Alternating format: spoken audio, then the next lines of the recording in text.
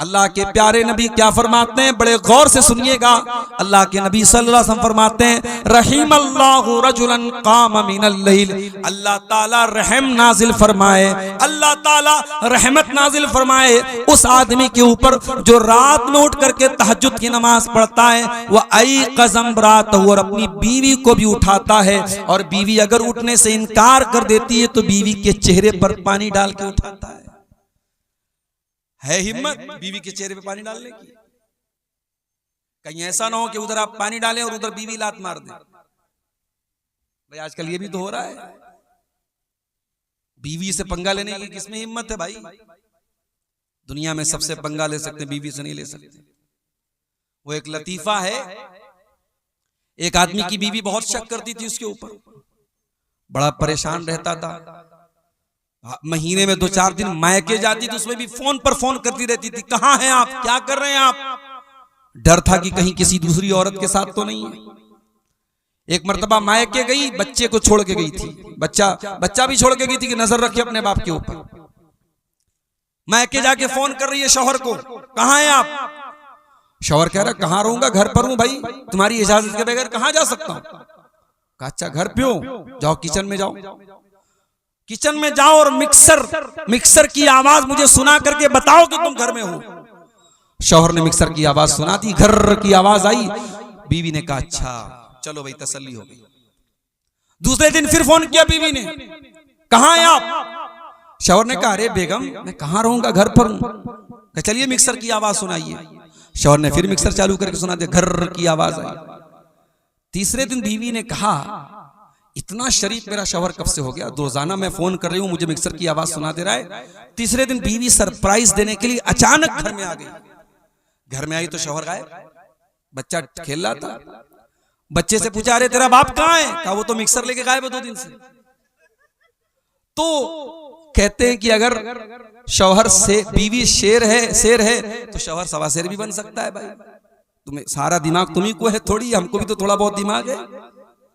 तो आप ये याद रखिए मेरे प्यारे साथियों कि घर के अंदर जब तक एक नेक घर वाली नहीं आएगी, घर का माहौल अच्छा नहीं हो सकता है। अल्लाह के नबी फरमाते हैं अल्लाह ताला रहमत नाजिल फरमाए उस आदमी के ऊपर जो रात में उठ करके तहज्जुद की नमाज पढ़ता है और अपनी बीवी को भी उठाता है। वह रहीमल्लाहु इम्रातन कामत मिनल लैल, और अल्लाह ताला ऐसी औरत के ऊपर रहमत नाजिल फरमाए जो रात में उठ करके तहज्जुद की नमाज पढ़ती है। वह आई क़ज़त ज़ौजहा, और अपने शौहर को भी उठाती है, और शौहर अगर इनकार कर दे तो शौहर के चेहरे पर पानी छिड़क करके उठाती है। ये होते हैं बेहतरीन कपल, एक दूसरे का ताउन करे दीन के सिलसिले में। इसीलिए अल्लाह के नबी फरमाते हैं लियत्तखिज़ अहदुकुम क़ल्बन शाकिरा, 3 चीजों को बैलेंस बना लो, 3 चीजों को खजाना बना लो, 3 चीजों को स्टोर कर लो, 3 चीजों को अपने घर में लेके आ जाओ। क़ल्बन शाकिरा, अपने सीने में ऐसा दिल लेकर के आओ जो अल्लाह ताला का शुक्रिया अदा करने वाला हो। व लिसानन ज़ाकिरा, और अपने मुंह में ऐसी जबान लेकर के आओ जो अल्लाह ताला का जिक्र करने वाली हो। व ज़ौजतन मोमिनतन तुईनुहु अला अम्रिल आखिरा, और ऐसी दीनदार बीवी लेके आओ जो आखिरत के कामों में, दीन के कामों में आपकी मदद करे। ऐसी बीवी अगर आपके घर में आ जाएगी, घर को जन्नत बना देगी। और आगे बढ़िए, घर को अगर जन्नत बनाना है तो बहुत जरूरी काम क्या करना है हमको? घर को अल्लाह के जिक्र से आबाद करना है। मुसलमान का घर है, सुबह भी मोबाइल पर गाने बज रहे हैं, शाम को भी गाने बज रहे हैं, बिस्तर पे जाने के पहले भी म्यूजिक बज रहा है। मुसलमान का घर है, 24 घंटे में कोई एक मर्तबा अल्लाह का नाम लेने वाला नहीं है। नेताओं के भाषण तो सुने जा रहे हैं, राजनेताओं की तकरीरें तो बजाई जा रही हैं, अल्लाह रसूल की बातें घर में कोई सुनने वाला नहीं है। गांव में जलसा होता है, उस घर का कोई आदमी जलसे में जाने को तैयार नहीं है। तकरीरों से बोर होने वाला परिवार है, ना शौहर को तकरीरों से इंटरेस्ट है, ना बीवी को तकरीरों से इंटरेस्ट है। एक आदमी घर में अल्लाह का जिक्र करने वाला, अल्लाह का नाम लेने वाला तक नहीं। मेरे प्यारे भाइयों, ऐसे घर को अल्लाह के नबी ने मुर्दा करार दिया। आपने फरमाया मसलुल बैतिल्लज़ी युज़करुल्लाहु फीही वल बैतिल्लज़ी ला युज़करुल्लाहु फीही, जिस घर में अल्लाह का नाम लिया जाए वो घर जिंदा है, और जिस घर में अल्लाह का नाम न लिया जाए वो घर मुर्दा है। वो घर मुर्दा है, अल्लाह के नबी ने उसको मुर्दा करार दिया है। अपने घर को जिंदा करो मेरे भाइयों, अल्लाह के जिक्र से आबाद करो। बहुत आसान तरीका बता देता हूं। जब भी घर में दाखिल हुआ करो, बिस्मिल्लाह पढ़ के दाखिल हुआ करो, और जब घर के बाहर निकला करो, बिस्मिल्लाहि तवक्कलतु अलल्लाहि ला हौला वला कुव्वता इल्ला बिल्लाह पढ़ लिया करो। क्या फायदा होगा मौलवी साहब? आइए मैं फायदा भी बता देता हूं। सही मुस्लिम की रिवायत है, अल्लाह के प्यारे रसूल फरमाते हैं जब इंसान घर में दाखिल होने के टाइम बिस्मिल्लाह पढ़ता है तो शैतान भाग जाता है और कहता है ला मबीत लकुम हाहुना, ये तो बिस्मिल्लाह पढ़ के घर में आया है, अब यहां पे रात गुजारने का मौका नहीं मिलेगा। जब इंसान रात में डिनर करने के टाइम, खाना खाने के टाइम अल्लाह का नाम लेता है, बिस्मिल्लाह पढ़ता है, तो शैतान कहता है ला मबीत लकुम वला अशाहा होना, ना तो यहां पे रात गुजारने का मौका मिलेगा, ना डिनर करने का मौका मिलेगा। जब आप खाने पर बिस्मिल्लाह नहीं पढ़ते हैं तो आपके खाने को शैतान भी खाता है, खाने की बरकत खत्म हो जाती है। तो घर में जब दाखिल हो तब बिस्मिल्लाह पढ़ें, और जब खाना खाने लगे तब बिस्मिल्लाह पढ़ें।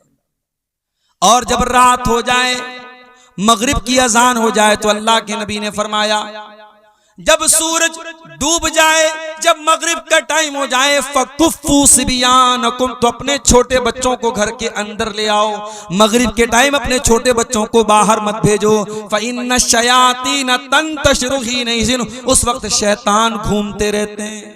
मगरिब के टाइम अपने बच्चों को बाहर मत भेजिए, सूरज डूबने के टाइम। और आपने आगे फरमाया जब रात में चिराग की बत्ती बुझाओ तो बिस्मिल्लाह पढ़ के बुझाओ। बर्तन को खुला मत रखो, बर्तन को ढांक दो, बिस्मिल्लाह पढ़ के ढांक दो। दरवाजे की कुंडी लगाओ तो बिस्मिल्लाह पढ़ के कुंडी लगाओ, इसलिए कि जो अल्लाह के नाम से जो चीज क्लोज कर दी जाए, जो चीज बंद कर दी जाए, शैतान उसको ओपन नहीं कर सकता, शैतान उसको खोल नहीं सकता। अल्लाह का नाम लेके आप दरवाजे को बंद कीजिए। ये बहुत आसान तरीका मैंने आपको बताया है अल्लाह के जिक्र से घर को आबाद करने का। और जब आप घर के बाहर निकलें, बिस्मिल्लाहि तवक्कलतु अलल्लाहि ला हौला वला कुव्वता इल्ला बिल्लाह पढ़ लें। ये दुआ जब आप पढ़ के निकलेंगे, शैतान आपके करीब नहीं आएगा, फरिश्ता आपकी हिफाजत करेगा। फरिश्ता आपसे कहेगा कद वकीता, आपको अल्लाह ताला की तरफ से बचा लिया गया। आप इतनी प्यारी दुआ पढ़ करके घर से निकले। बहुत आसान है, बिस्मिल्लाहि तवक्कलतु अलल्लाहि ला हौला वला कुव्वता इल्ला बिल्लाह। बस रात में जब बिस्तर पे सोने जाओ, मेरी प्यारी माओ बहनों, अगर आप मेहनत मजदूरी करती हैं, खेतों में काम करती हैं, और मुझे मालूम है कि शेरशाबादी बिरादरी में माशाअल्लाह बहुत मेहनत करती है हमारे यहाँ की औरतें, आपका बदन जब थकावट से चूर हो जाए तो आइए मैं आपको वो तरीका बताता हूं जो तरीका अल्लाह के नबी ने अपनी बेटी को बताया था। क्या तरीका बताया था? हजरत फातिमा चक्की चलाती थी, उनके हाथों में छाले पड़ गए थे। हजरत अली भी बहुत मेहनत करते थे। दोनों शौहर बीवी अल्लाह के नबी के पास आए। हजरत अली ने कहा अय अल्लाह के नबी, मैं इतनी मेहनत कर रहा हूं, तशतकई तो सदरी, मेरे सीने में दर्द होने लगा है। हजरत फातिमा ने कहा बाजान, आपकी बेटी चक्की चला चला के इस हालत को पहुंच चुकी है, हत्ता मजलत यदाया, मेरे हाथों में छाले पड़ गए हैं। अय अब्बा जान, मुझे पता चला है आपके पास कुछ गुलाम आए हैं, हो सके तो अपनी बेटी और दामाद को कुछ गुलाम दे दीजिए। नबी ने न बेटी को कोई गुलाम दिया, न दामाद को कोई गुलाम दिया। क्या फरमाया आपने? ला उती को माँ, ऐ मेरी बेटी फातिमा, ऐ मेरे दामाद अली, मैं तुम दोनों को गुलाम नहीं दे सकता, मैं तुम दोनों को कोई गुलाम नहीं दे सकता। क्यों नहीं दे सकता?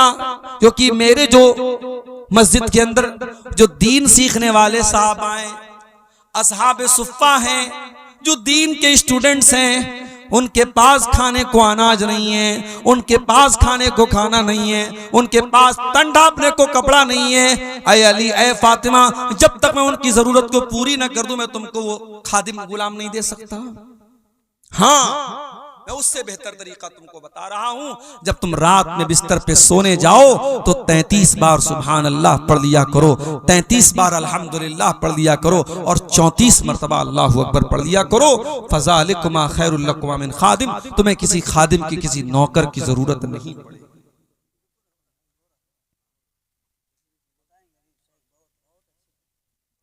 मेरे भाइयों, नबी ने अपनी बेटी और दामाद को परेशानी के बावजूद गुलाम नहीं दिया। नबी ने तस्बीह सिखाई है और हजरत अली कहते हैं कि ये तस्बीह जब नबी ने जिस दिन से नबी ने मुझको सिखाई है, उस दिन से लेकर के जब तक मैं जिंदा हूं, ये तस्बीह कभी मैंने छोड़ी नहीं है। सवाल करने वाले सवाल किया है, अली आपकी जिंदगी में एक रात आई थी, सिफ़ीन की लड़ाई वाली रात, क्या उस रात भी आप ये तस्बीह पढ़ के सोए थे? कहा कि हाँ, उस रात में ये तस्बीह पढ़ के सोया था। मेरे प्यारे भाइयों, सहाबे किराम 2-2 घंटे तकरीरें नहीं सुनते थे, हाँ जो सुनते थे अमल करते थे। नबी ने ये तस्बीह सिखाई तो इस तस्बीह के ऊपर हजरत अली ने अमल किया, हजरत फातिमा ने अमल किया। अपने घरों को अल्लाह के जिक्र से आबाद करो मेरे प्यारे साथियों, सुबह शाम के अज़कार पढ़ो। और आज अल्हम्दुलिल्लाह सबके हाथ में मोबाइल है, आप मोबाइल पर देख करके भी पढ़ सकते हैं। आप गूगल प्ले स्टोर पे जाएं और दुआ की कोई अच्छी सी किताब डाउनलोड कर लें, उसमें सुबह शाम के अज़कार आपको मिल जाएंगे। सुबह शाम के अज़कार आप देख करके भी पढ़ें, आप यकीन करें सुबह शाम के अज़कार आप पढ़ेंगे, बहुत सारी परेशानियों से आप बच जाएंगे। अब तो साहब इतने ज्यादा केस आ रहे हैं, मैं जहां जा रहा हूं, मौलवी साहब मेरी बेटी के ऊपर जिन्नात आ गया है, मेरी बेटी को जिन्नात परेशान कर रहा है, मेरे घर में जो है कोई साया है, कोई मसला है। क्यों आ रहे ये सारे मसले? क्योंकि हमने अपने घरों को मुर्दा बना दिया है। हमारे घरों में अल्लाह का जिक्र करने वाला कोई नहीं, अल्लाह का नाम लेने वाला कोई नहीं है। अल्लाह के नबी फरमाते हैं, इन्ना शैतान यनफिरु मिनल बैतिल्लज़ी तुक़रा फ़ीहि सूरतुल बक़रा, जिस घर में सूरह बकरा पढ़ी जाती है उस घर से शैतान भाग जाता है। एक साहब मुझसे पूछने लगे, मौलवी साहब अगर मोबाइल पर हम सूरह बकरा को चालू कर दें और बड़े बड़े स्पीकर लगा दे घर में और सूरह बकरा की आवाज पूरे घर में गूंजे तो क्या शैतान भाग जाएगा? मैंने कहा भैया शैतान से पूछना पड़ेगा शैतान से कि वो मोबाइल पर चलने वाले कुरान की तिलावत से उसके ऊपर असर पड़ेगा कि नहीं। तो इस सवाल का जवाब तो शैतान ही दे सकता है। क्या हाल हो गया है हमारा, बर्गर और पिज्जा खाते खाते, फास्ट फूड खाते खाते हम इतने फास्ट हो गए, इतने शॉर्टकट तलाश करने लगे कि हमें कुरान पढ़ने में भी अब जो है सुस्ती हो रही है। हम चाहते हैं कि कुरान मोबाइल पर हम चलाते, हमें ना पढ़ना पड़े। बनारस में एक हमारे दोस्त ने हाफिज कुरान है, उन्होंने कहा मौलवी साहब एक आदमी अपने घर में हमको बुला रहा है, 40 दिन तक सूरह बकरा पढ़ने के लिए कह रहा है और मुझको 5000 रुपया देगा। मैंने कहा खबरदार मत जाना वहां पे। मैंने कहा कुरान पढ़ने से शैतान भागता है, हदीस में आया है, मगर किराया दे करके किसी दूसरे को पढ़वा करके शैतान नहीं भागेगा, ये हदीस में नहीं आया। आपको खुद कुरान पढ़ना है। हमारे घरों में आज कुरान कोई पढ़ने वाला नहीं है। मेरे साथ एक नज्म है, कुरान की फरियाद, कभी मौका मिले यूट्यूब पर सर्च कर लीजिएगा, मिल जाइए आपको। कुरान फरियाद करता है, ताकों में सजाया जाता हूँ, धो धो के पिलाया जाता हूँ, आंखों से लगाया जाता हूँ, तावीज बनाया जाता हूँ। कुरान के साथ ये सब हो रहा है। कोई आंखों से लगा रहा है, कोई तावीज बना रहा है, कोई धो धो के पिला रहा है। कुरान पढ़ना कोई नहीं चाहता, कुरान पर अमल कोई नहीं करना चाहता। अल्लाह के नबी फरमाते हैं मसलुल बैतिल्लज़ी युज़करुल्लाहु फीही वल बैतिल्लज़ी ला युज़करुल्लाहु फीही, जिस घर में अल्लाह का नाम लिया जाए वो घर जिंदा है, और जिस घर में अल्लाह का नाम न लिया जाए वो घर मुर्दा है। मैं आपको 1400 साल पीछे लेके चलता हूं। नबी की मस्जिद में चलिए, किबला की तरफ खड़े हो जाइए, आपके लेफ्ट साइड में कुछ कमरे मिलेंगे।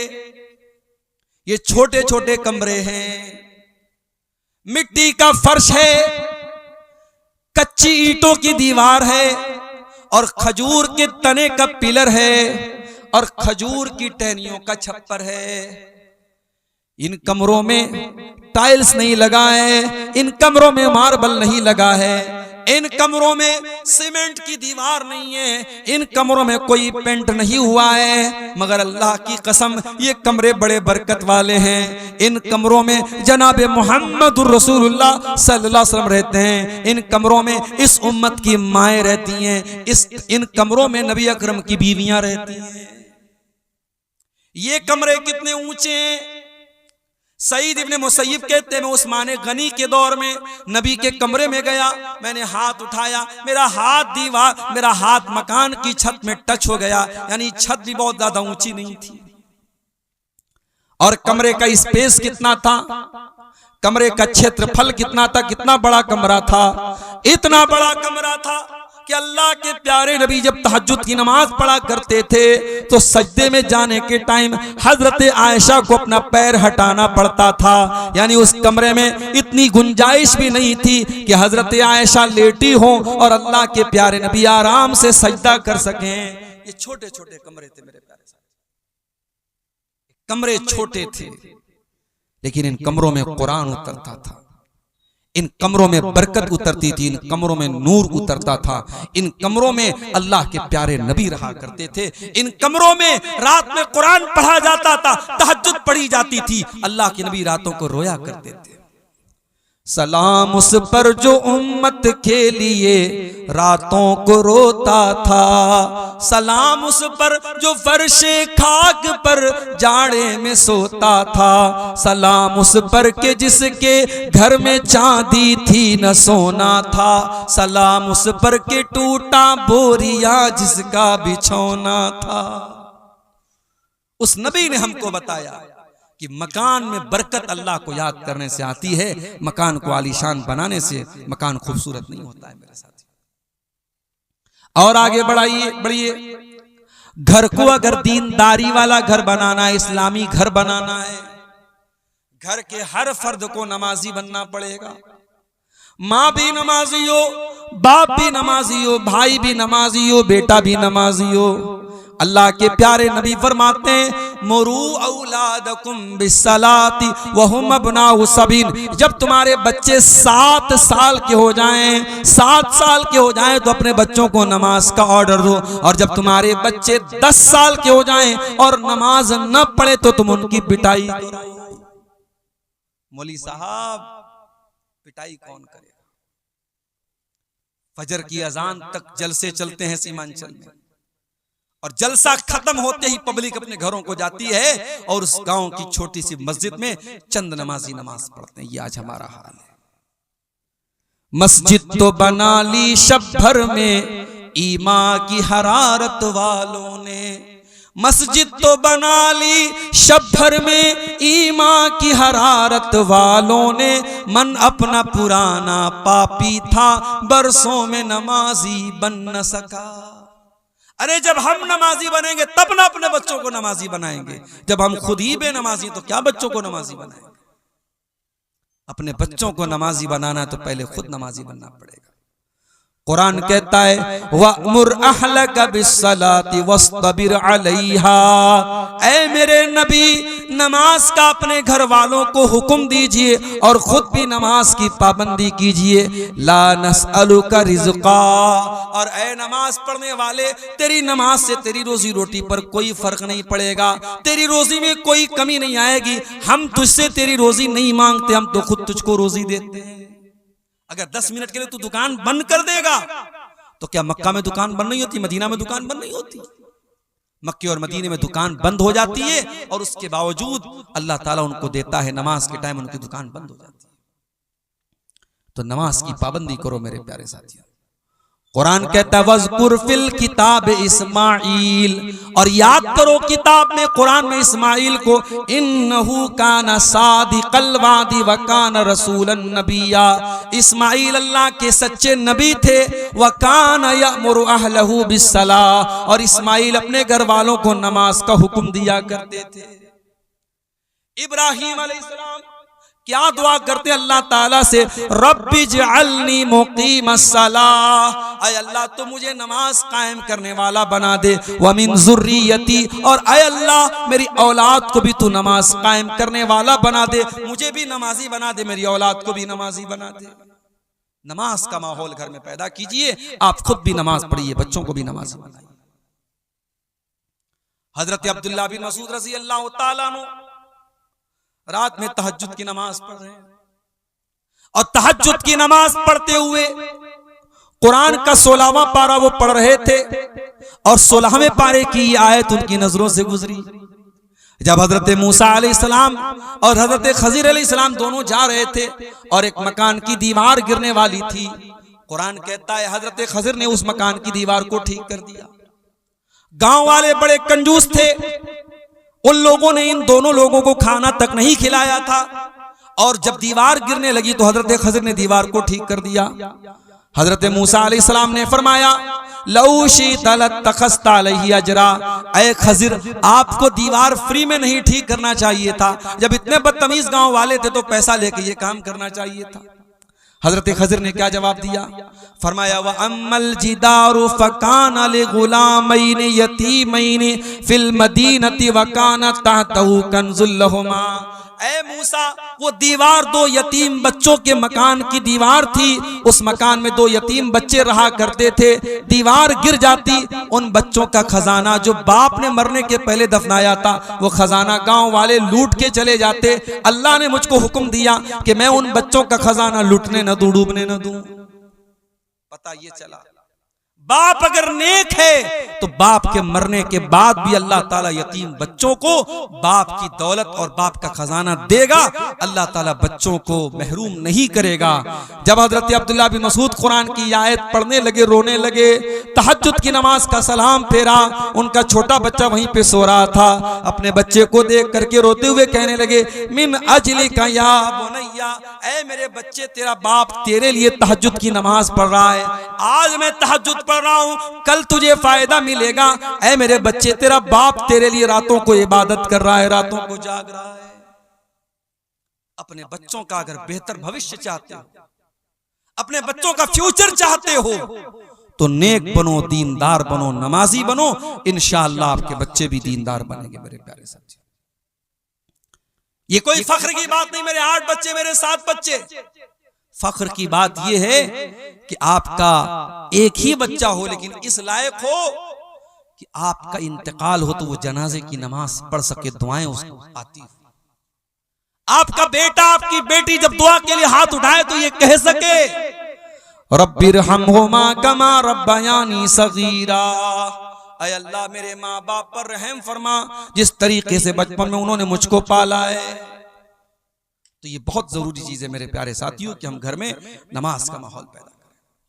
और आगे बढ़िए, घर को अगर एक दीनदारी वाला घर बनाना चाहते हैं तो जैसे मोबाइल में जब वायरस ज्यादा हो जाए तो हम दुकानदार के पास जाते हैं, लो भाई देखो मेरे मोबाइल में क्या हो गया है, तो दुकानदार कहता है कि भाई साहब आपके मोबाइल में वायरस आ गया है, क्या करना पड़ेगा, इसमें एंटी वायरस डालना पड़ेगा, इसकी मोबाइल की मेमोरी को क्लीन करना पड़ेगा, मेमोरी से बहुत सारी चीजों को डिलीट करना पड़ेगा। अगर घर को दीनदारी वाला घर बनाना चाहते हो तो 5 चीजों को डिलीट कर दो अपने घर से, 5 चीजों को डिलीट कर दो, निकाल दो अपने घर से। नंबर 1, अपने घर से तस्वीरों को निकाल दो। ला तदखुलुल मलाइकतु बैतन फीहि कल्बुन वला सूरा, अल्लाह की रहमत के फरिश्ते उस घर में नहीं आते जिस घर में कुत्ता हो या जिस घर में तस्वीर हो। मौली साहब कैमरा तो सबके हाथ में इस वक्त है। अब तो हम लोग तकरीर करने जाते हैं तो लोग कहते हैं मौलवी साहब एक सेल्फी ले लूं, सेल्फी विद सेल्फी। तो कैमरे की तस्वीरें तो आज मेरी भी मौजूद हैं सोशल मीडिया पर, और आप कह रहे हैं कि अल्लाह की रहमत के फरिश्ते नहीं आते जिस घर में तस्वीर हो।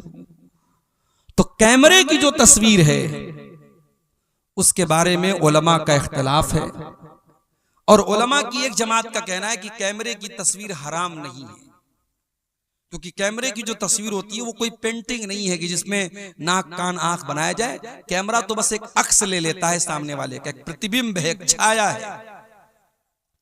और हदीस में जिस तस्वीर को हराम कहा गया है वो तस्वीर वो है जिसमें हम नाक कान आंख पूरा बनाते हो। लेकिन आप ये सोचिए, मूर्ति की शक्ल में या पेंटिंग की शक्ल में, किसी भी शक्ल में, मूर्ति तो बहरहाल वो उसको मुजस्समा बोलते हैं, लेकिन आज के जमाने में भी पेंटिंग अलग होती है। आपने सुना होगा मकबूल फिदा हुसैन नाम का एक आदमी था, वो पेंटर था बहुत बड़ा, उसकी पेंटिंग करोड़ों में बिकती थी। तो पेंटिंग एक अलग चीज है, कैमरे की तस्वीर एक अलग चीज है। फिर भी बहुत सारे उलमा का ये कहना है कि कैमरे की तस्वीर से भी हमें परहेज करना चाहिए, और कैमरे की तस्वीर को प्रिंट करके उसको एल्बम बनाना और कमरे में सजाना।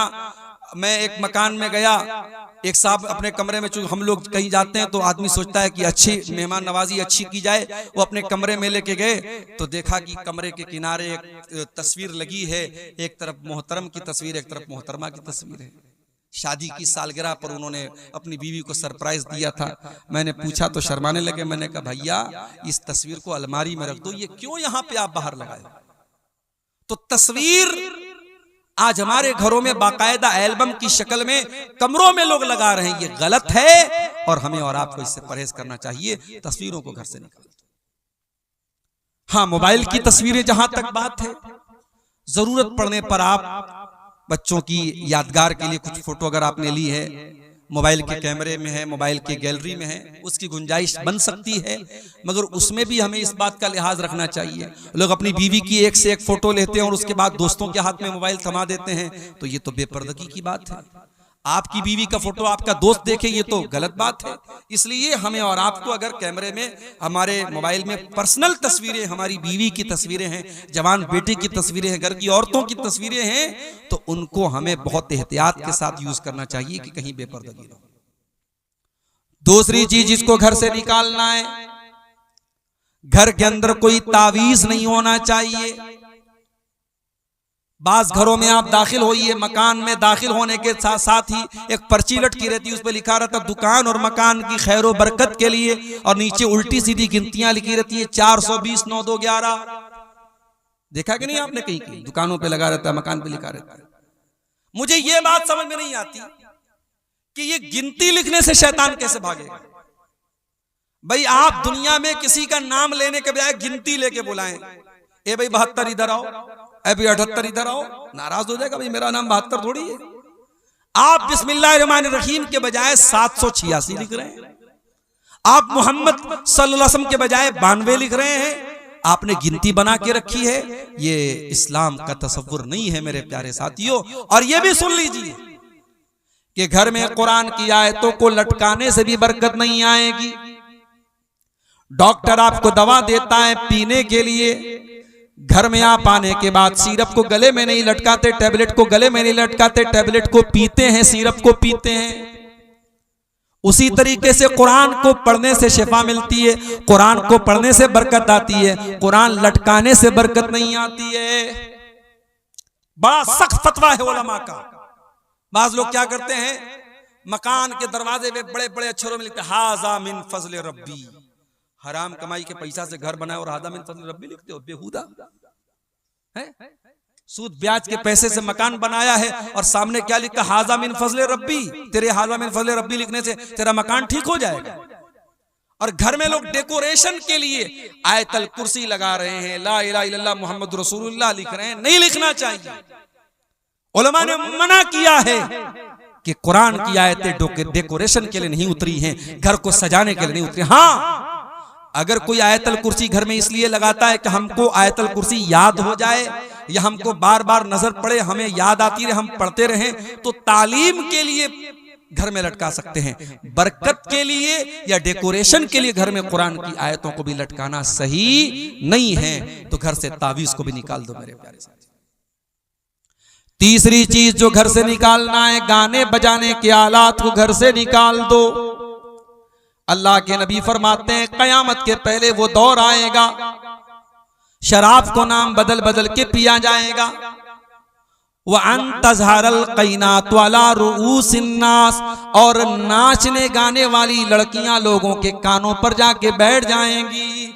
जब नबी ने सहाबा को ये हदीस सुनाई होगी, सहाबा को समझ में नहीं आई होगी। आज हेडफोन लगाने वालों को ये हदीस समझ में आ जाएगी, आज एयरपॉड लगाने वालों को ये हदीस समझ में आ जाएगी।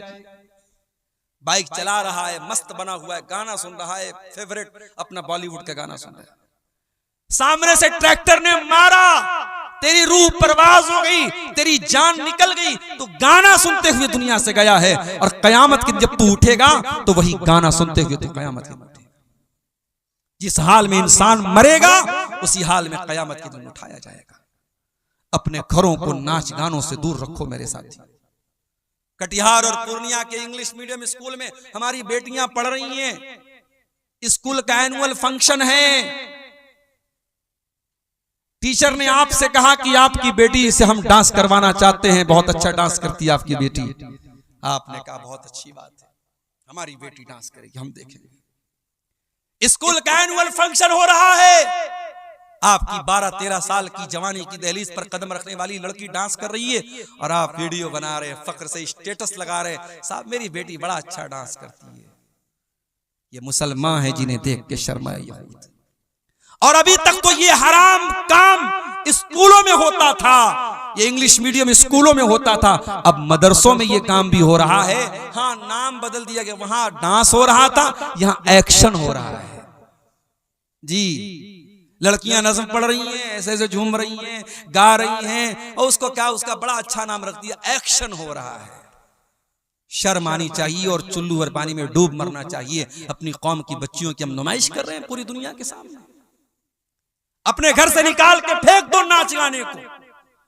जिस नाच गाने की आवाज को आपके नबी नापसंद करते थे, शैतान की आवाज करार दिया आपने। आज बड़े बड़े मुत्तकी दाढ़ी वाले, सजदा करने वाले, उनके मोबाइलों पर भी इंस्टाग्राम और स्नैपचैट और फेसबुक और अला और बला के जरिए उनके मोबाइल पर भी गाना बज रहा है। चौथी चीज जो घर से निकाल के बाहर फेंकना है, एंटीवायरस डालना है, वायरस निकाल देना है। बेहयाई को अपने घर से निकाल दो, बेपर्दगी को निकाल दो। कहीं ऐसा ना हो कि साल के 359 दिन तो आपके घर में पर्दा होता हो, लेकिन शादी वाले दिन आपने भी अपनी आंखें बंद कर ली, मौलवी साहब आज तो शादी है, आज इजाजत है बेपर्दगी की। कुरान की कौन सी आयत है और नबी अकरम की कौन सी हदीस है जो शादी ब्याह के मौके पर आपके घर की औरतों को खूबसूरत कपड़े पहन के, लिपस्टिक लगा के, पाउडर लगा के, क्रीम लगा के, सज करके, सवर करके दुनिया के सामने नुमाइश करने की इजाजत देती है? और मुझे तो हैरत होती है कि आपके सीमांचल के जलसों में भी औरतें आती हैं और बाकायदा तैयार होकर के माएं अपनी बच्चियों को तैयार करके लेके जाती हैं और बगैर किसी पर्दे के खूबसूरत मेकअप से सजा करके, सवार करके उन लड़कियों को जलसों में लेकर के आया जाता है। माफ करना मेरे प्यारे भाइयों, अकबर इलाहाबादी ने बिल्कुल सही कहा था, बेपर्दा नजर आई कल जो चंद बीबियां, अकबर ज़मीं में गैरत कौमी से गड़ गया। पूछा जो उनसे आपका पर्दा वो क्या हुआ? कहने लगी कि अक्ल पे मर्दों के पड़ गया। जब औरत का पर्दा उतरता है तो सबसे पहले मर्दों की अक्ल पे जाके चढ़ जाता है। जी हाँ, वो मर्द दयूस है, वो मर्द बेगैरत है जिसके घर की बेटी, बहू और बहन बेपर्दगी करे, बेहयाई करे और उसको कोई फर्क ना पड़े, उसकी माथे पर कोई शिकन ना आए। अल्लाह के प्यारे नबी सल्लल्लाहु अलैहि वसल्लम फरमाते हैं, 3 लोग ऐसे होंगे जिनकी तरफ कयामत के दिन अल्लाह ताला ना तो देखेगा, ना बात करेगा, ना पाक और साफ करेगा। नंबर 1, अल-आक़ुल वालिदैहि, अपने माँ बाप से रिश्ता तोड़ देने वाला। नंबर 2, अल-मरअतुल मुतरज्जिला, मर्दों की नकल करने वाली औरत। और नंबर 3, अद-दयूस, वो बेगैरत मर्द जिसके घर में बेगैरती हो रही और उसको कोई फर्क ना पड़ रहा। तो बेहयाई को घर से निकाल दो मेरे साथियों। और ये भी याद रखो, जब बेटियां जवान हो जाएं तो उनको बता दो कि कौन तेरा महरम है और कौन तेरा गैर महरम है। एक दिन यूट्यूब पर एक वीडियो मैंने देखा, आजकल बच्चियों के साथ सेक्सुअल हरासमेंट बहुत हो रहा है। कभी कभी अपने रिश्तेदार, लड़की का चाचा, लड़की का मामू, लड़की का चाचाजाद भाई, ये सब सेक्सुअल हरासमेंट करते हैं, बच्चियों को, छोटी बच्चियों को परेशान करते हैं। तो YouTube पर मैंने एक वीडियो देखा कि छोटे बच्चों को सिखाने की, उसमें सिखाया जा रहा था, ट्रेनिंग दी जा रही थी कि बच्चों को सिखाया जाए बचपन से ही कि गुड टच क्या होता है, बैड टच क्या होता है। अगर कोई भी आदमी अगर लड़की को गलत तरीके से टच कर रहा है तो लड़की समझ जाए कि हाँ ये बैड टच है, और लड़की अपने माँ बाप से शिकायत करे। ये एक तालीम आज स्कूलों में भी दी जा रही है और हमारी भारत सरकार भी इसको दे रही है, और ठीक है, इस पर हमें कोई एतराज नहीं है। लेकिन एक चीज और है, जब हमारी बेटियां जवान हो जाएं, एडल्ट हो जाएं, समझदार हो जाएं, तो हमें एक चीज और करनी चाहिए। या तो हम उनको दीनी तालीम दें, मदरसे में पढ़ाएं, या आज घर के अंदर ऑनलाइन भी दीनी तालीम दी जा सकती है। किसी भी तरीके से उन बच्चियों को यह बताया जाए कि ऐ मुसलमान लड़की, जब तू जवान हो गई, बालिग हो गई, तो घर से जब तुझको निकलना है तो पर्दे में निकलना है। और घर के अंदर भी जो रिश्तेदार तेरे गैर महरम हैं, जैसे खाला के लड़के, जैसे मामू के लड़के, जैसे चाचा के लड़के, जैसे ताया के लड़के, ये जब तू जवान हो गई और वो लड़के भी जवान हैं तो वो तेरे लिए गैर महरम है। उनसे दोस्ती रखना, उनसे अकेले में मिलना, उनके सामने बिला वजह आना, ये तमाम चीजें गलत हैं। अपनी जवान बेटियों को ये भी सिखाया जाए, महरम गैर महरम का फर्क भी उनको बताया जाए। भाभी को मायके छोड़ना है, कौन छोड़ने जा रहा है? देवर जा रहा है, शौहर नहीं जा रहा है। शौहर छोड़ने चला जाएगा तो नाक कट जाएगी, कौन छोड़ने जा रहा है? जवान देवर जा रहा है, बाइक पर बैठा है, बहू उससे कंधे से कंधा सटा के बाइक पे जाए। ये कैसी बेगैरती है जो आज हमारे इलाके में। जीजा साली को घुमा रहा है, और कहावत है साली आधी घर वाली। माफ करना मेरे प्यारे साथियों, किसी ने जिसने ये कहावत बनाई है साली आधी घरवाली, उसकी नीयत खराब होगी, उसकी सोच खराब होगी। इस्लाम में साली कोई आधी घरवाली नहीं है, साली आपके लिए गैर महरम है, और साली को अपने जीजा के सामने आने से परहेज करना चाहिए। आप अपने जीजा जी को भाईजान, पता नहीं आपके सीमांचल में क्या बोलते हैं, कटिहार में, पूर्णिया में क्या बोलते हैं, हमारे यहाँ कई भाईजान बोलते हैं। जीजा को भाईजान बोलते हैं, बहन के शौहर को भाईजान बोलते हैं। तो भाईजान बोल देने से वो आपके भाई नहीं हो जाते हैं। एक लिमिट होनी चाहिए, एक पर्दा होना चाहिए मेरे प्यारे साथी। नबी अकरम के पास एक सहाबी आते हैं, सवाल करते हैं, अफरअयतल हमवा या रसूल अल्लाह, अय अल्लाह के नबी, क्या देवर भी भाभी के पास अकेले में नहीं जा सकता? जीजा साली के पास अकेले में नहीं जा सकता? आज आपके बनारस के करीब में मऊ में जानता हूं, मुबारकपुर में जानता हूं, आजमगढ़ में जानता हूं, आपके सीमांचल के भी बहुत सारे इलाकों में ये चीज मिल जाएगी। शौहर बाहर कमाने गया है, ज्वाइंट फैमिली सिस्टम है, बीवी उसी फैमिली में रहती है, देवरों के साथ, जेठों के साथ, ज्वाइंट फैमिली सिस्टम में शौहर दूर रह रहा है, परदेश में रह रहा है, और उसकी जवान बीवी उसी घर में रह रही है। देवरों और जेठों के बीच में कोई पर्दा नहीं है। हम क्या कर रहे हैं? हम फितनों को हवा दे रहे हैं। हम अपने घर में बदकारी को दावत दे रहे हैं कि आओ, और घर में बदकारी और ज़िनाकारी को फरोग दे दो। मेरे प्यारे साथियों, नबी ने फरमाया देवर अपनी भाभी के लिए मौत है, जीजा अपनी साली के लिए मौत है। महरम और गैर महरम का फर्क भी हमारे घर में होना चाहिए। अगर ये फर्क नहीं है तो इस बेहयाई को अपने घर से निकाल दो। अब एक आखिरी चीज हम बयान करके फिर कुछ सवालात हमारे सामने आए, उन सवालों का जवाब देकर हम बात खत्म करेंगे। घर को अगर आप एक दीनदार घर बनाना चाहते हैं तो एक बहुत जरूरी चीज ये भी है कि आप अपने दस्तरखान पे किसको दावत दे रहे हैं। शराबियों को तो अपने घर में नहीं बुला रहे हैं, जानियों को तो अपने घर में नहीं बुला रहे हैं। अल्लाह के प्यारे नबी फरमाते ला याकुल तामका इल्ला तकी, तुम्हारे दस्तरखान पे मुत्तकी लोगों को खाना खाना चाहिए। दावत दो तो मुत्तकी नेक लोगों को दो, बेनमाजियों को, हराम खोरों को, रिश्वत खोरों को, सूद खोरों को, शराबियों को, जानियों को मत दावत दो। अपने दस्तरखान पे नेक और दीनदार लोगों को दावत दो। अपने घरों में दीनदार लोगों को एंट्री दो। याद करो हजरत नूह अलैहिस्सलाम की दुआ। हजरत नूह अलैहिस्सलाम ने क्या दुआ की थी? रब्बिग़फिरली वलिवालिदैया वलिमन दखल बैतिया मुमिनन वलिलमुमिनीना वलमुमिनात।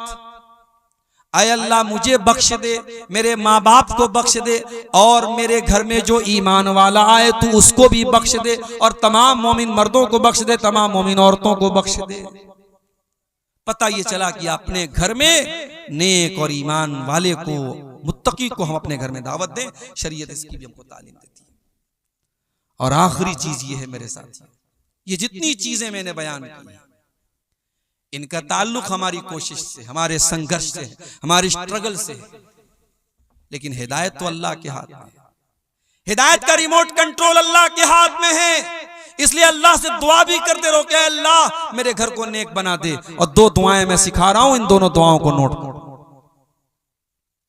पहली दुआ आपको मिलेगी 19वें पारे में, सूरह फुरकान के आखिरी रुकू में। बड़ी प्यारी दुआ है, अल्लाह के नेक बंदे दुआ करते हैं, रब्बना हब लना मिन अज़वाजिना व ज़ुर्रिय्यातिना कुर्रता आयुन वजअलना लिलमुत्तक़ीना इमामा। ऐ परवरदिगार, हमारे बीवी बच्चों को हमारी आंखों की ठंडक बना दे और हमें मुत्तकियों का इमाम बना दे। बड़ी प्यारी दुआ है, इस दुआ को पढ़ा करो मेरे साथ। और दूसरी दुआ कुरान के 26वें पारे में शुरू में है, सूरह अहकाफ में, जब इंसान 40 साल का हो जाए तो ये दुआ पढ़े। 40 साल का जब इंसान हो जाता है ना तो मैच्योर हो जाता है, और जो 40 साल में भी न सुधरे वो कब्र में जाने तक भी नहीं सुधरेगा। ये बात नोट करो। बुरी आदतें जो छूटने वाली होती है 40 साल तक छूट जाती हैं, और जो बुरी आदतें 40 साल तक न छूटे वो 70 साल में भी नहीं छूटती। कुछ बूढ़ों को देखो, 70 साल के बूढ़े हैं, चौराहों पर बैठे हैं और उनकी आंखें जो हैं इधर उधर घूम रही हैं। वो जवानी की शरारतें, बुढ़ापे में हाथों में जुम्बिश नहीं, पैरों में ताकत नहीं, मगर वो शरारतें बुढ़ापे में भी जिंदा रहती हैं बास बूढ़ों के अंदर। तो 40 साल इंसानी जिंदगी का बड़ा अहम पॉइंट है। इसीलिए अल्लाह ने 40 साल का होने के बाद ये दुआ सिखाई, और रब्बि औज़िअनी अन अश्कुरा निअमतकल्लती अनअमता अलैया व अला वालिदैया व अन अअमला सालिहन तरदा व अस्लिह ली फी ज़ुर्रियती। बड़ी प्यारी दुआ है। ऐ अल्लाह, मुझे तौफीक दे कि मैं तेरी नेमतों का शुक्रिया अदा करूं। जो नेमतें तूने मुझको दी और मेरे माँ बाप को दी, और ऐ अल्लाह मुझे तौफीक दे कि मैं ऐसा नेक अमल करूं जिससे तू खुश हो जाए। वो अस्लिह ली फी ज़ुर्रियती, और ऐ अल्लाह मेरी औलाद की तू इस्लाह कर दे, मेरी औलाद को नेक बना दे, मेरी औलाद को अच्छा बना दे। ये बड़ी प्यारी दुआ है। ये दोनों दुआएं पढ़ा करो मेरे साथ, दुआएं पढ़ा करो। अल्लाह से ताल्लुक मजबूत रखो, इंशाअल्लाह अल्लाह आपके घर की हिफाजत करेगा। ये सवाल एक आया था, हमारे गांव की जुमा की मस्जिद में औरत की जगह है, तो क्या औरत जुमा की नमाज मर्दों के साथ पढ़ सकती है? पढ़ सकती है नहीं, पढ़ना चाहिए। जी, आपके समाज में जो अज्ञानता है, जो जिहालत है, जो मुसलमान लड़कियां आज गैर मुस्लिमों के साथ भाग रही हैं, मुर्तद हो रही हैं, उसकी बहुत बड़ी वजह हमारी कौम की लड़कियों और औरतों को दीन की तालीम नहीं है, ये वजह है। और जुमा की नमाज में अगर पर्दे का अरेंजमेंट है तो आप औरतों के लिए बिल्कुल इंतजाम कीजिए। मैं झारखंड में बाज़ इलाकों में गया और बाकायदा मैंने वहां जुमा के खुतबे में तकरीर में कहा कि आप अपनी औरतों का इंतजाम कीजिए, और अल्हम्दुलिल्लाह मेरे कहने का उन लोगों ने उनके ऊपर असर भी हुआ और वहां औरतों का सिलसिला शुरू हुआ। हाँ, औरतें जुमा में आएंगी, पर्दे के साथ आएंगी, पर्दे का लिहाज रखेंगी, औरतों की एंट्री अलग हो, उनका दरवाजा अलग हो, पर्दे का पूरा इंतजाम हो, मर्दों की नजर औरतों पर न पड़ती हो। अगर ये सारी कंडीशन है तो औरतों का इंतजाम बिल्कुल रखना चाहिए। रख सकते नहीं, रखना चाहिए। मजहबे इस्लाम में बच्चा बंद करना जायज नहीं है, लेकिन ज्यादा बच्चे होने पर हम तालीम नहीं दे पा रहे हैं, इन हालात में हम क्या करें? देखिए, ये बहुत अहम सवाल है आज के दौर में, जिसको हम मुहज्जब अल्फाज में कह सकते हैं फैमिली प्लानिंग की इस्लाम में क्या हैसियत है। तो देखिए, फैमिली प्लानिंग की दो शक्लें हैं। एक शक्ल ये है कि दो बच्चे हो गए, शौहर ने नसबंदी करा ली, बीवी ने नसबंदी करा ली, बीवी ने ऑपरेशन करा लिया, हमेशा हमेशा के लिए औलाद का सिलसिला बंद कर दिया गया। तो ये चीज जायज नहीं है। परमानेंट इस सिलसिले को रोक दिया जाए जब तक कि कोई ऐसी मजबूरी ना हो। कभी कभी ऐसा होता है कि औरत के अंदर कुछ क्रिटिकल बीमारी होती है और डॉक्टरों का इत्तेफाक होता है कि अब अगर ये प्रेग्नेंट हुई तो इसकी जान को खतरा है, और डॉक्टर का कहना होता है कि आप इसका ऑपरेशन करा दे, तो वो एक मजबूरी की सूरत हाल है, उसमें कराया जा सकता है।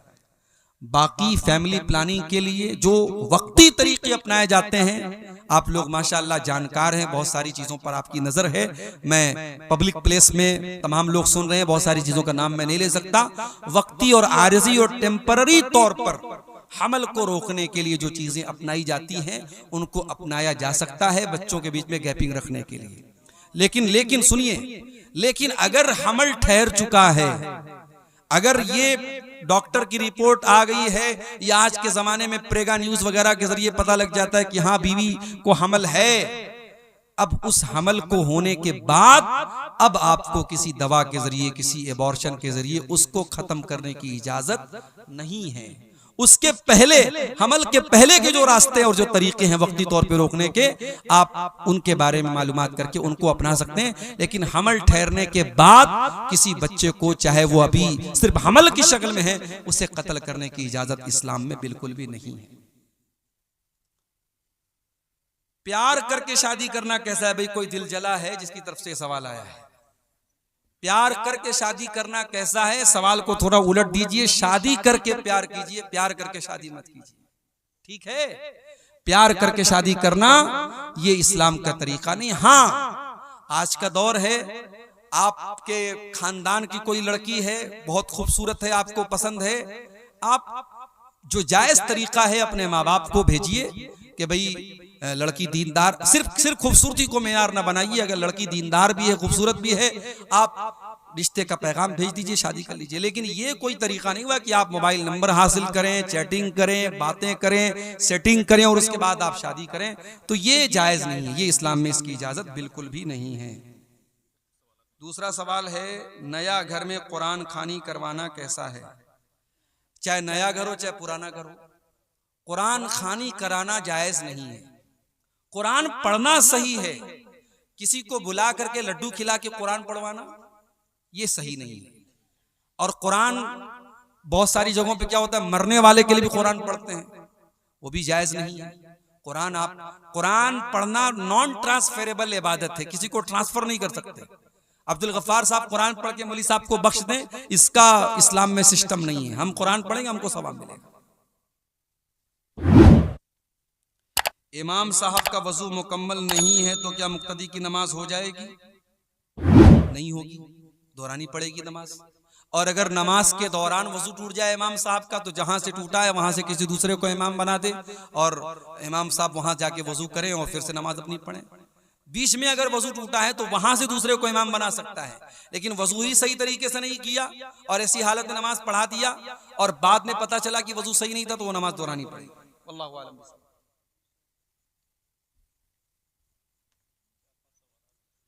क्या माँ बाप की छोटी हुई नमाज या रोजा बच्चे को कज़ा करना होगा? अगर वसीयत ना कर जाए फिर भी नमाज की कोई कज़ा नहीं करना है। रोजा अगर छूटा था और सेहत की हालत में छूटा था तो उसकी कज़ा करना है। हाँ, और अगर बीमारी की वजह से छूटा था तो उसकी कज़ा नहीं करना है। उसको आप जो रोजे का फिदिया है, कफारा है, एक मिस्किन को खाना खिलाना है 2 टाइम का, वो आप खिला दीजिए एक रोजा के बदले। क्या वक्फ की हुई जमीन को खरीदा या बेचा जा सकता है? नहीं, वक्फ की जमीन को खरीदा या बेचा नहीं जा सकता है। हाँ, वक्फ की जमीन को खरीदा या बेचा नहीं जा सकता। हाँ, एक मजबूरी की सूरत में वक्फ की जमीन को बेचा जा सकता है। जैसे मान लीजिए कि वो जमीन रोड पे आ रही है और वहां पे रोड बन रही है, तो उस सूरत में अगर गवर्नमेंट ले रही है, उसका मुआवजा दे रही है, तो उसकी जगह कोई दूसरी जगह हम ले सकते हैं। या वो जगह हालात के हिसाब से ऐसी जगह होगी कि अब वहां नमाज पढ़ना मुनासिब नहीं है, मस्जिद चलाना वहाँ मुनासिब नहीं है, तो उस जगह को बेच करके दूसरी जगह हम वो मस्जिद बना सकते हैं। ये मजबूरी की सूरत में है। आम उसूल यही है कि वक्फ की ज़मीन को खरीदा और बेचा नहीं जाएगा। नहीं सर, क्या ईदगाह की ज़मीन को बेचकर दूसरी जगह ईदगाह को शिफ्ट कर सकते हैं तौसी के लिए? अब देखिए, मजबूरी की सूरत में तो ऐसा कर सकते हैं, लेकिन सिर्फ तौसी का मसला है, यानी ईदगाह छोटी है, हमको बड़ी ईदगाह लेना है, और छोटी वाली ईदगाह को बेच करके हम दूसरी जगह बड़ी ज़मीन खरीदना चाहते हैं, तो ये मसला थोड़ा सा क्रिटिकल है, टफ है, मुश्किल है। इसके बारे में आप अपने इलाके के उलमा से समझ लीजिए या किसी बड़े इदारे से फतवा ले लीजिए। नगर के करीब एक मस्जिद है मगर जमात के लोगों की तादाद कम है, तो क्या गांव की किसी बड़ी मस्जिद में नमाज़े पंजगाना पढ़ने के लिए जाना कैसा है? जा सकते हैं, कोई हरज की बात नहीं। आज के दौर में नगर और गांव का कोई बहुत फर्क नहीं रह गया है। जहां पर भी जमात हो रही हो आप नमाज पढ़ सकते हैं। शहर के हैं गांव में जाके पढ़ सकते हैं, गांव के हैं शहर में आके पढ़ सकते हैं, कोई हरज की बात नहीं। क्या औरतों के लिए इजाजत नहीं है कि उसे जुमा की नमाज में शिरकत करें? बयान कर चुके हैं। ठीक है, हाँ पढ़ सकते हैं। दुआ पढ़ के किसी को दम करना जायज है, कोई हरज की बात नहीं है। दुआ सही हो, कुरान की आयतों वगैरह को पढ़ के दम किया जाए।